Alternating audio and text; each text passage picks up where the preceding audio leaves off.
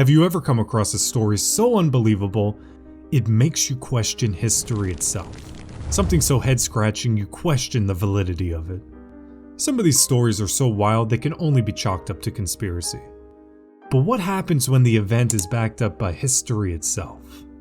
Well, the event I'm about to share is one of those moments, and is perhaps the most unbelievable moment of World War II.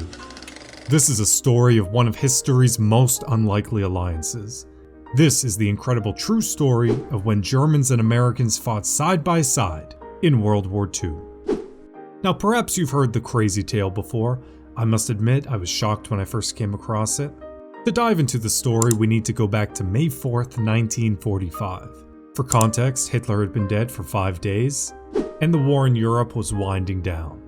The Allies were storming towards Berlin from the west, whilst the Soviet forces were looming down on Germany's capital from the east. With the war all but over, peace was finally on the horizon. Surely any era-defining battles were over, right? Or were they? During these dying days of World War II, a small medieval castle in the Austrian Alps became the backdrop to one of the war's strangest and most unlikely battles. This event became known as the Battle for Castle Itter, and it is the only recorded case of the entire war when soldiers from the German army fought alongside soldiers of the American army. Now, Castle Itter lies in the Austrian Alps. During the war in 1943, it was converted by the Nazis into a prison and was considered a subunit of a concentration camp. Its new purpose was to house VIP prisoners known as honor prisoners. Those who found themselves detained there were very important French prisoners, including 2 former French prime ministers, a French tennis star, a resistance member, and an elder sister of a French general, among some of the others. The prisoners occupied cells converted from hotel guest rooms, and they had adequate food and were free to walk around the compound.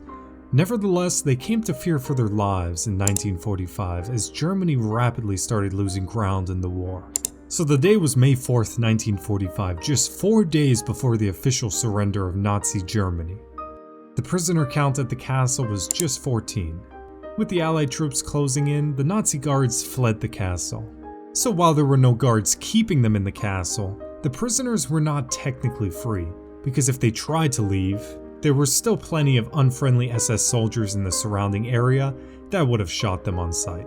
As it so happened, one of the SS divisions had been ordered to descend on the nearby castle and execute all of the prisoners who remained in Castle Itter. Time was running out for these prisoners, and if they were to survive, they would need some assistance. Now, the prisoners sent a Yugoslavian handyman named Čučković to get help from advancing Americans. So Čučković traveled a fair distance to the town of Innsbruck, and he made contact with US troops there.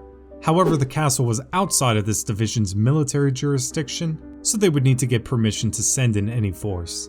However, in defiance of any orders, Major John T. Kramers would dispatch a small rescue group. However, it would still take some time to get to the castle. Now, keep this group in mind as they'll become important for later in the story. Back at Itter Castle, the prisoners, not knowing the fate of Čučković, sent out a second emissary, which was a cook named Andreas Krobot, and he made his way a shorter distance to the little town of Vorgol, just a few miles away. In this town, there was the highly decorated Wehrmacht major named Josef Gangl, and he was held up here with only a handful of loyal troops to him. At first glance, a German major might have seemed like the wrong person to approach in a situation like this. However, Major Gangl had thrown his hat into the ring with local Austrian resistance and was now their new leader.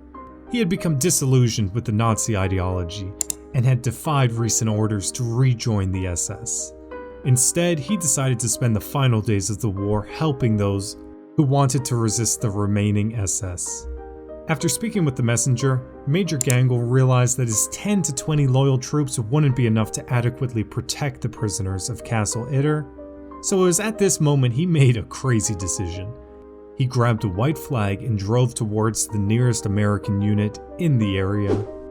That unit was the 23rd Tank Battalion of the US 12th Armored Division, which was led by Captain Jack Lee, a cigar-chewing, rough-talking, hard-drinking soldier.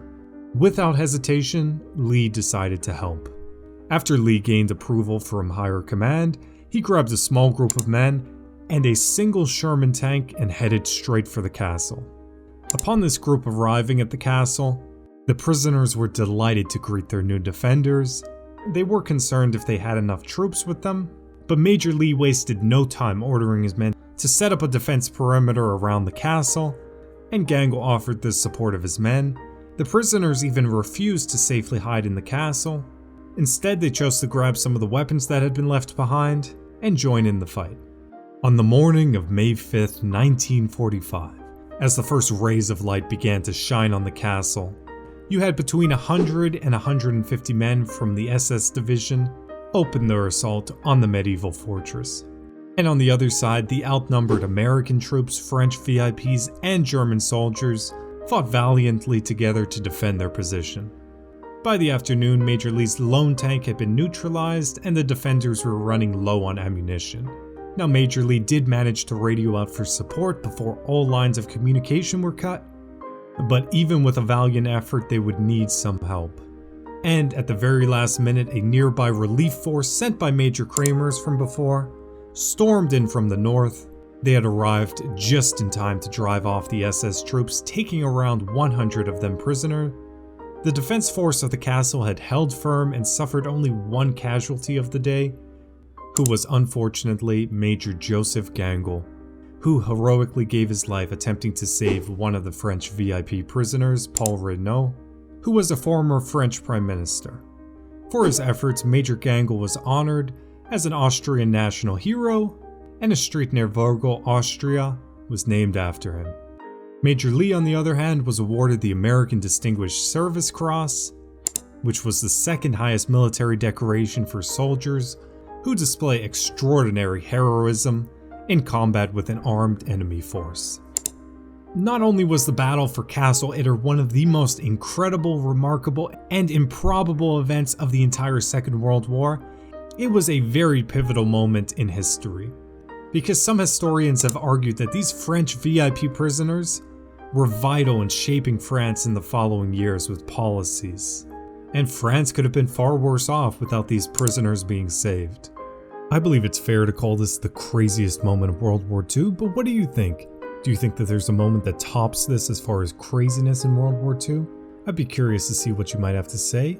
I must admit, when I first heard the story, I thought someone made it up, so I was definitely surprised when I looked into it and it turned out to be true. But please share your thoughts in the comments, and if you want to see more history-related videos, such as history delivered in story form, please like the video, it really does help, and consider subscribing for more. And thank you for watching.